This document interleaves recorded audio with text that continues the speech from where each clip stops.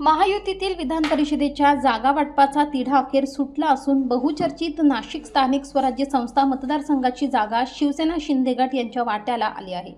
जागेवरील अनिश्चिततेला पूर्णविराम देत शिवसेनेने नरेंद्र दराडे यांना अधिकृत उमेदवारी जाहीर केली असून त्यांनी सोमवारी आपला उमेदवारी अर्ज दाखल केलाय। महाराष्ट्र विधान परिषद निवडणूक 2026 साठी महायुतीचे अधिकृत उमेदवार म्हणून नरेंद्र दराडे यांनी जिल्हाधिकारी कार्यालयात उमेदवारी अर्ज सादर केला। मुख्यमंत्री देवेंद्र फडणवीस, उपमुख्यमंत्री एकनाथ शिंदे आणि उपमुख्यमंत्री सुनेत्रा अजित पवार यांच्या नेतृत्वाखाली त्यांना उमेदवारी देण्यात आल्याचे यावेळी सांगण्यात आले। अर्ज दाखल करण्याच्या वेळी शिक्षण मंत्री दादा भुसे, महापौर हिमगौरी आहेराडके, उपमहापौर विलास शिंदे, शहर अध्यक्ष सुनील केदार, गुरमीत बग्गा, महानगर प्रमुख प्रवीण तिदमे, अजय बोरस्ते, विजय करंजकर, आमदार सीमा हिरे, निवृत्ती इंगोले, भागवत आरोटे, नगरसेविका पूनम महाले यांच्यासह महायुतीतील विविध घटक पक्षांचे पदाधिकारी मोठ्या संख्येने उपस्थित होते। यावेळी उपस्थित नेत्यांनी महायुतीचे सर्व घटक पक्ष एकजुटीने निवडणूक लढविणार असून नरेंद्र दराडे यांच्या विजयासाठी पूर्ण ताकद लावली जाणार असल्याचा विश्वास व्यक्त केला।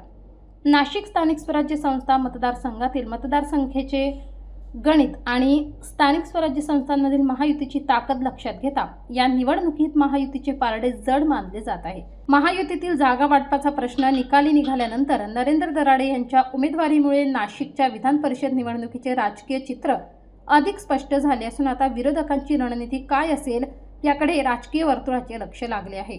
आणि महायुतीचे आता सर्व आमचे नेते होते त्यांनी सांगितलं का आता आमची जी फॉर्म भरायची जी मुदत होती ती आता 3 वाजेपर्यंत आणि आमची काल युती झाली संध्याकाळी, त्याच्या अगोदर बाकीचे भरलेले होते आणि निर्णयावरचे लोक घेतील। भेट घेणार आहे का आपण? आमचे नेते सगळे करणार आहे, ते कार्यकर्त्यांवर नाही ती जबाबदारी, नेत्याची जबाबदारी आहे, त्या पद्धतीने करतील। गोरख बोडकेंनी आज असं सांगितलं की आज त्यांनी अर्ज भरला आणि आम्ही भुजबळ आणि पवारताई यांना भेटूनच हा निर्णय घेतलेला आहे। नेमकी त्यांची काही नाराजी आहे? युतीमध्ये काय ठरलं हे मला कल्पना नाही, त्याच्याबद्दल मी काही बोलू शकत नाही असं